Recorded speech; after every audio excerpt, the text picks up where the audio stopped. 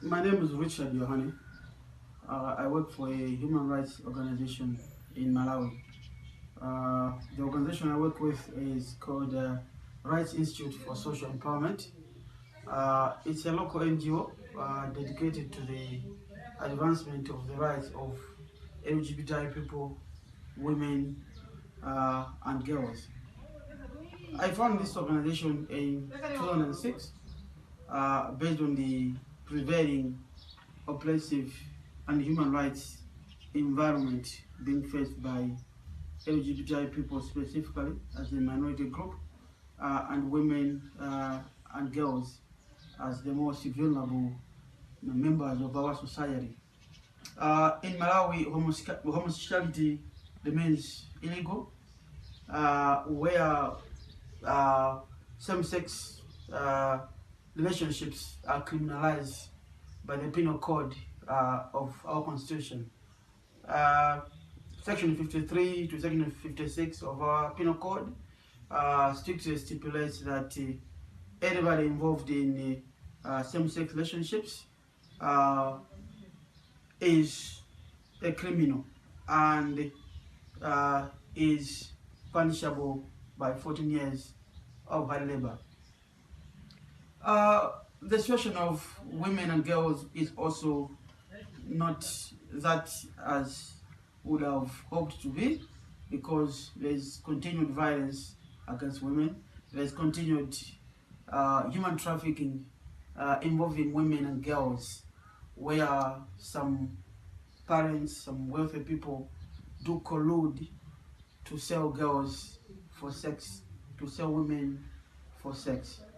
So that's the context in which my organization is working, specifically in targeting LGBTI people, in directly engaging with them so that they know their rights and they are able to articulate their rights and then advance their agenda and then protect their rights. We're also working with the other civil society organizations to engage the government in terms of improving the legal and policy frameworks, where we are advocating for improved laws and policies, where the rights of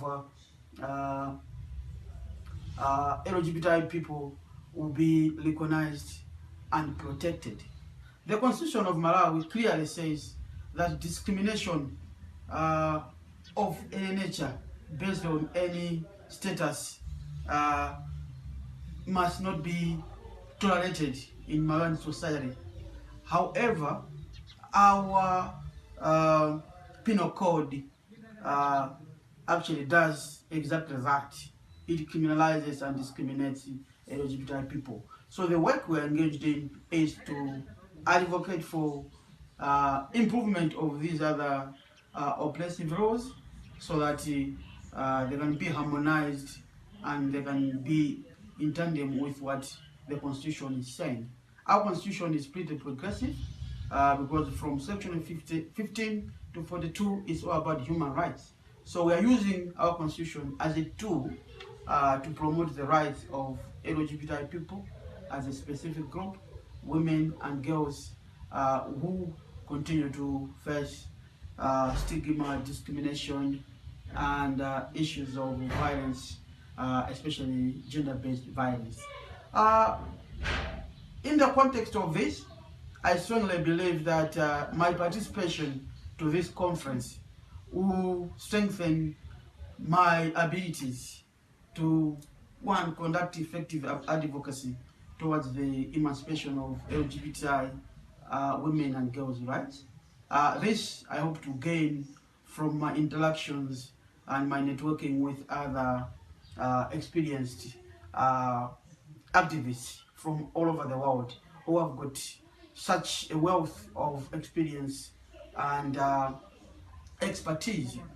I'm also hoping to actively contribute and bring something unique to the conference through my contribution and my sharing of effective approaches I've used to advocate for rights in Malawi. For example, I was part of the national advocacy that resulted in the illegalization of child marriages. Any marriage to girls under 18 in Malawi is now illegal. I was instrumental in engaging government and civil society and the lawmakers to come up with a law which was passed in 2015. I was also part of the national advocacy with other civil society organizations that resulted in the recognition of LGBT issues in the national HIV prevention strategy. So now LGBT people are recognized in the national HIV prevention strategy.